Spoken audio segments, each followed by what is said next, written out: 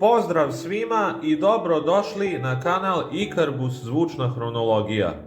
Došli smo do finalne epizode serijala Subotica Trans i ja o spomenutom preduzeću i Ikarbusovim autobusima u njemu.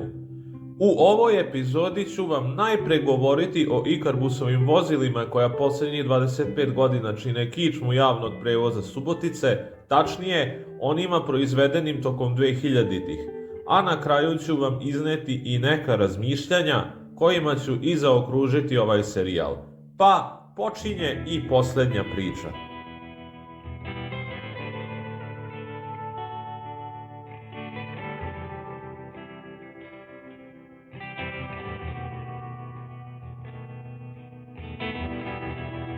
Ovu priču mi nije bilo jednostavno osmisliti.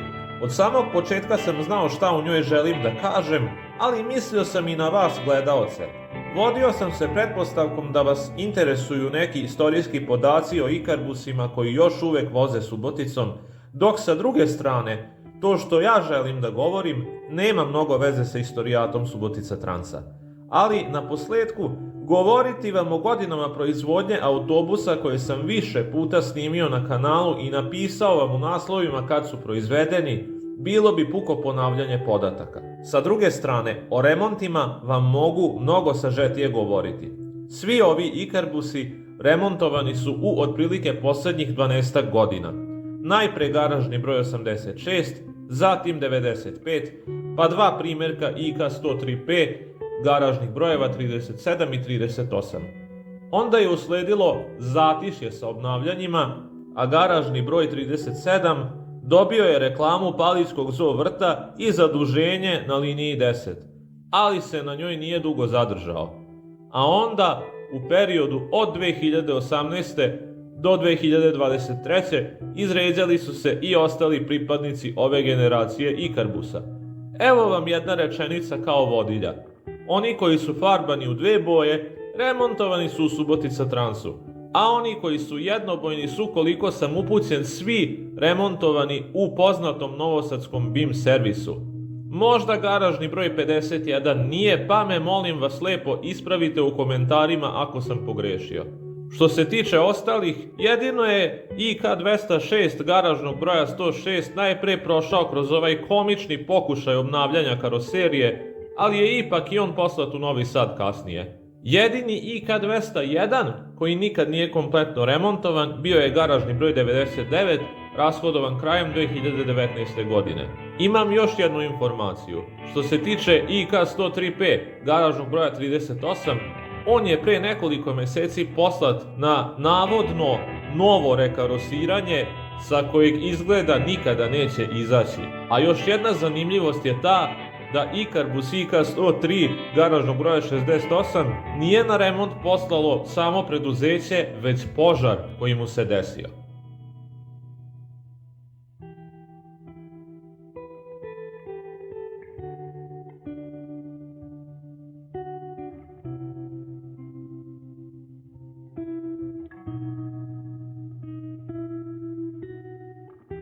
Još ću samo kratko da kažem nešto o reklamama. Autobus u mraku sa zelenim prednjim delom je garažni broj 99, koji je od 2009. do 2010. godine nosio reklamu za KTC supermarket, kakvu je imao i Ikarus IK111 garažnog broja 64, o kom je bilo priče u serijalu.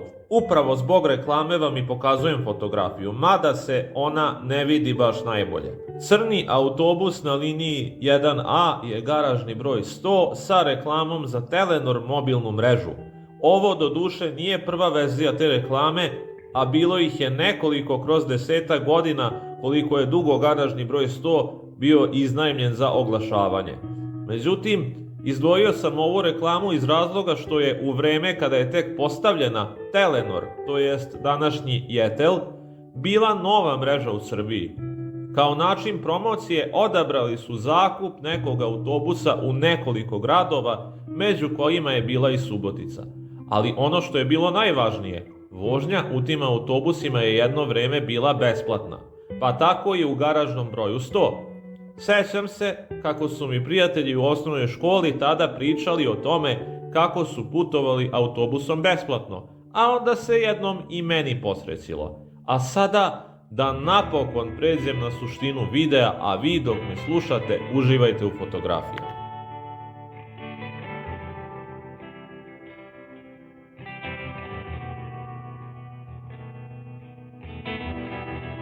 Dragi moji gledaoci, kroz ovaj serijal ste mogli da zaključite da sam ja uglavnom odrastao uz Ikaruse i rane Ikarbuse, odnosno barbike. Samim tim već možete da shvatite da su meni svi ovi Ikarbusi iz 2000-ih u vreme kad su bili novi delovali kao Space Shuttleovi. Jedino garažni broj 86 možda nije toliko odskakao od onoga na šta sam navikao zbog manuelnog menjača. Ali, kad sam se prvi put provozao u garažnom broju 95 kada je bio nov, bio sam zadivljen. Bio je to ne samo prvi zglobni autobus sa automatskim menjačem u Subotica Transu, nego verovatno i u mom životu. Ako se ne varam, nakon vožnje sam pokušao da kod kuće iskucam tekst u WordPadu o tom autobusu i utiscima u vožnji. Zvuci su me verovatno najviše impresionirali, ali nakon garažnog broja 95, svi autobusi ove generacije su na mene mogli da ostave utisak samo kad su bili potpuno novi. Garažni broj 99, koga na ovoj slici vidite u krugu fabrike Ikarbus, nisam ni opazio kada je tek kupljen zbog sličnosti sa garažnim brojem 95. Moguće je da sam ih čak i pomešao u malopređašnjoj priči o prvoj vožnji autobusom sa automatskim menjačem. A za ostale sam već rekao, divio sam im se samo kao novima. Kasnije bih se prosto navikao na njih i postao nezainteresovan. A IKA 103-kama garažnih brojeva 68 i 70, kao i njihovom prigradskom braćom, i IK200 jedinicama iz iste generacije, pa i IK206 se negde oko prvih godinu dve dana rada nisam uopšte ni vozio, ako se ne varam. A što se tiče prigradskih konkretno, ja mislim da sam jednim putovao tek 2013. godine na prigradsku relaciju. Ali čak i kada sam se svima njima provozao, i dalje me nisu preterano interesovali. Kada sam počeo da istražujem autobuse, te koji su tada bili novi, koristio sam samo da me odvezu do stanica gde ću čekati Ikaruse.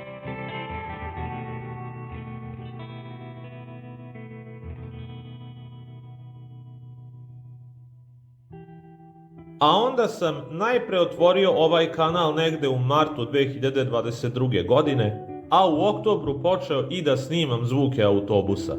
Video sam da na YouTube-u postoji grupa mladih entuzijasta koja se divila beogradskim Ikarbusima IK201 i 103. Mada mi je to bilo teško u početku, ipak sam nekako uspeo da shvatim da su ti autobusi za te mlade ljude ono što su za mene bili Ikarusi i barbike. Ipak u meni je i dalje radio inat pomešan sa egom, pa sam prvi snimak vožnje na kanalu, putovanje garažnim brojem 86, koje je već odavno uklonjeno sa kanala, postavio sa pomišlju da vidite vi što volite Foyt menjače malo stare škole. Međutim, onda mi se u komentarima javio jedan gledalac sa nekoliko želja za snimanje, među kojima su bile i IK200 jedinice garažnih brojeva 100 i 101. Opet sam reagovao sebično. Rekao sam da nije važno koji IK201 ću snimiti, jer svi zvuče isto. Ali, vremenom sam snimajući sve te Ikarbuse iz 2000-ih u Subotici, shvatio ne samo da nisam u pravu, već i da oni takođe imaju specifične osobine i zvuke kao i Ikarusi i barbike. Tako da ja zapravo tek sada uživam u vožnjama sa njima. A za to ste najzaslužniji svi vi rođeni 2000-ih i 2010-ih. Snimajući za vas, naučio sam da volim ove autobuse. Hvala vam od sveg srca.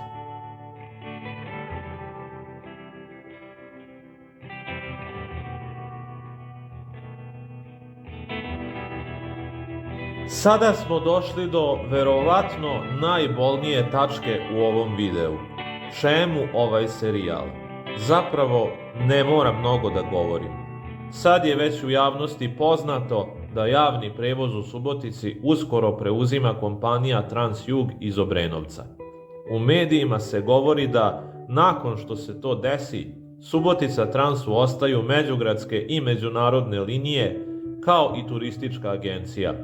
Ali s obzirom na broj takvih linija koje je Subotica Trans inače posjedovao, upitno je koliko će sve to biti funkcionalno.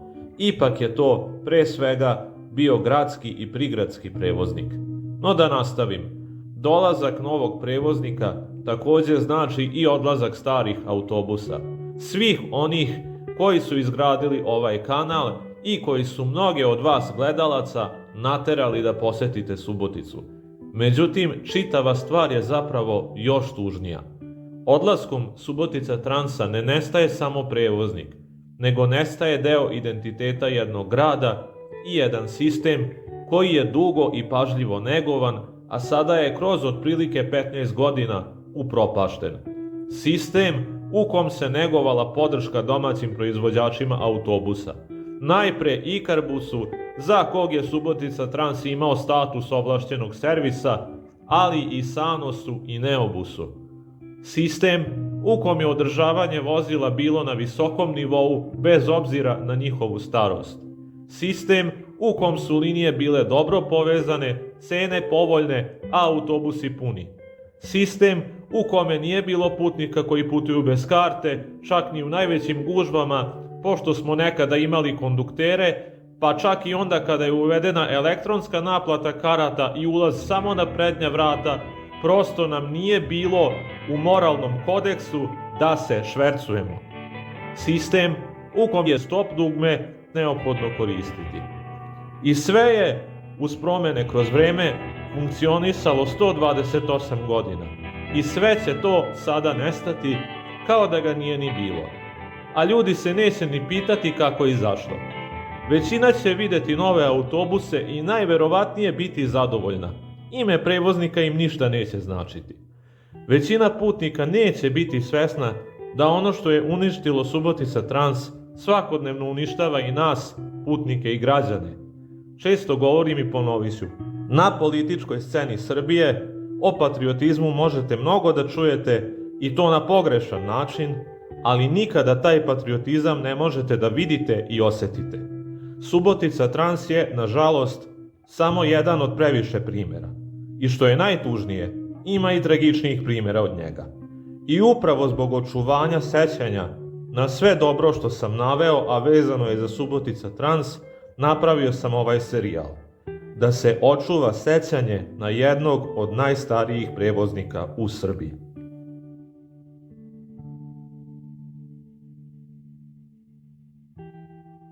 Dragi gledaoci, sve što mogu da kažem za kraj je hvala vam na svemu. Na pohvalama, lajkovima, pretplatama, komentarima, hvala vam od srca. Do aprila ili maja provozat ćemo se zajedno autobusima Subotica Transa još po neki put. Biće još snimaka. A vas koji ste u mogućnosti, pozivam da posetite Suboticu dok još rade autobusi koje volimo. Želim vam sve najbolje i srdačno vas pozdravljam.